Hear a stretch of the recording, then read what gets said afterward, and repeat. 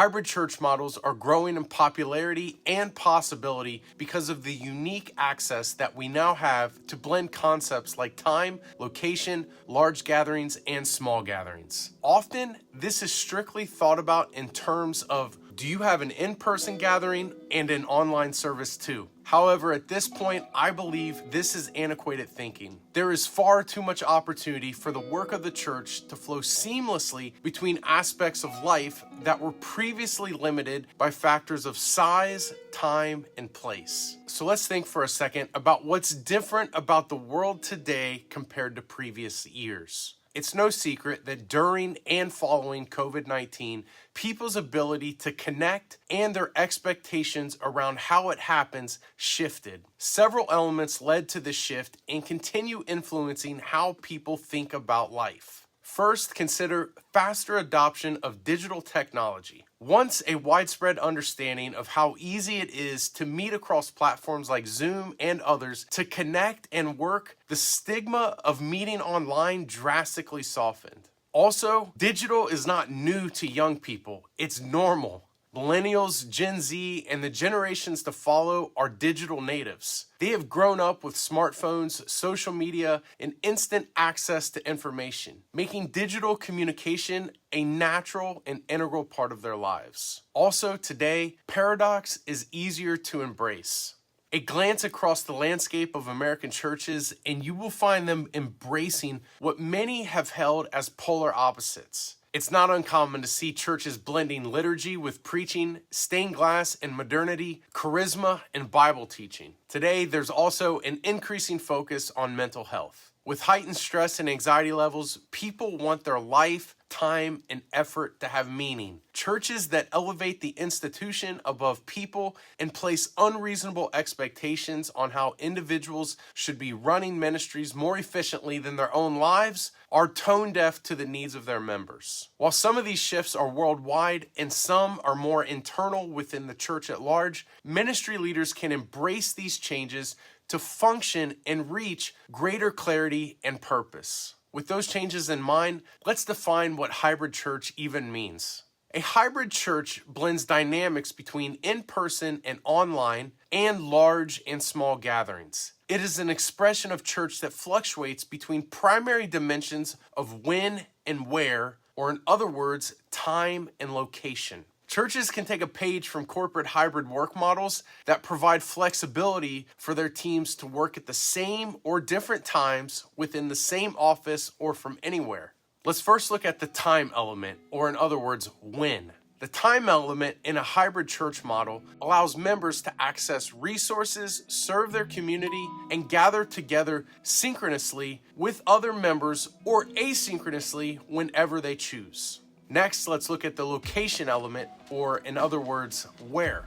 This aspect creates the opportunity for members to choose where they meet. The options for gathering extend far beyond a single meeting space to include things like online, homes, or any other appropriate place. Understanding the strategy for in-person and online can be dizzying for church leaders. Therefore, I think it is helpful and best for church leaders to envision both of these elements upon a quadrant, because there is room for churches to vary how their local body expresses these elements. The first quadrant I'm going to call location focused, and this means that members are expected to meet in specific locations during a mostly fixed time. So, think Sunday morning service, midweek service, conference, and events. This quadrant requires groups of people to meet synchronously within a set location. The next quadrant, which would be the opposite of location focused, is anywhere focused. Within this quadrant, reach and independence are the primary drivers and focus. So, think social media followings, watching from home, small groups, online communities, forums, or house church. This quadrant grants freedom for people to meet asynchronously from anywhere. The next segment I call large-centric.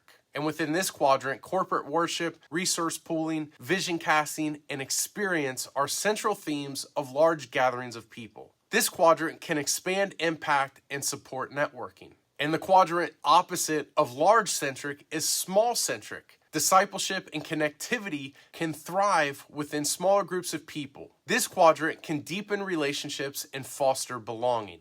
It's not uncommon to see churches primarily focusing or outweighing one quadrant from another. However, a truly hybrid church operates with an awareness that all quadrants are vital and possible. Hybrid churches create the structure to support each element without allowing one quadrant to outsize the others disproportionately. Hybrid churches view dynamics between size, time, and location as paradoxes to flow between rather than deny or abandon.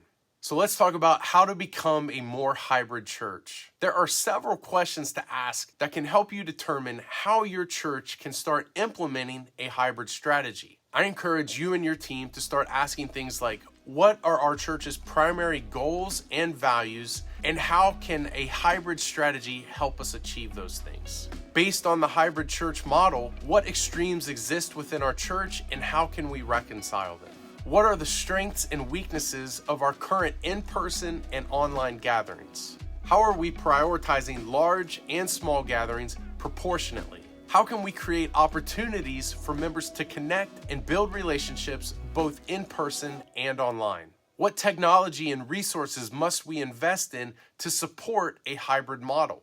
And this last question is foundational and vitally important. What values and beliefs must our leaders adopt to support a hybrid model wholeheartedly? By asking the right questions, churches can identify their strengths and weaknesses, reconcile extremes, and prioritize their goals and values to create a balanced approach. A hybrid church can leverage the benefits of in-person meetings and online platforms, large and small gatherings, and flexibility to meet the needs of their members and communities. By investing in resources and adopting a mindset that values adaptability, churches can create a dynamic and sustainable model for the future. Let's conclude with a few best practices for sustaining a hybrid church environment. Church leaders, regardless of which effort they are focusing on, must prioritize relationships. Consistently emphasize why a hybrid vision matters. Adopt both and thinking. Leverage technology, practice digital ministry, and measure and assess results. Church leaders must stay flexible and open-minded as they navigate the challenges and opportunities of a hybrid strategy. Committing to these best practices, churches can create a strong foundation for a thriving hybrid ministry that impacts their local community and the broader world. So if you're a pastor who wants to lead a hybrid church, what should you do? I want to say that the opportunity for churches to function with greater nuance among the dynamics between time, location, and size has never been greater. Throughout the ages, church leaders have wrestled with the same dichotomies in hopes of reaching people and expanding the kingdom of God. In the Old Testament, God used prophets. Jesus used stories. Paul used letters. Luther used the printing press. Circuit riders used horses. Billy Graham used television, and pastors used multi-site throughout the first 20 years of the 2000s. Today, churches can seamlessly navigate between dynamics of time, place, and size by leveraging tools that the world is already familiar with or adapting to at a fast pace. The world has undergone a shift in people's ability to connect and expectations around how it happens, which has led to the adoption of digital technology, a focus on mental health, and a willingness to embrace paradox. For pastors who want to lead a hybrid church, it is essential to understand and embrace these changes. Although churches can experiment with hybrid expressions in many ways, successfully implementing one will require leaders and members to think differently and strategize accordingly. If this video helped you, please hit the like button and remember to subscribe. For more leadership help, grab the Culture Building Handbook for team leaders using the link in the description. Thanks again for watching, and we'll see you on the next one.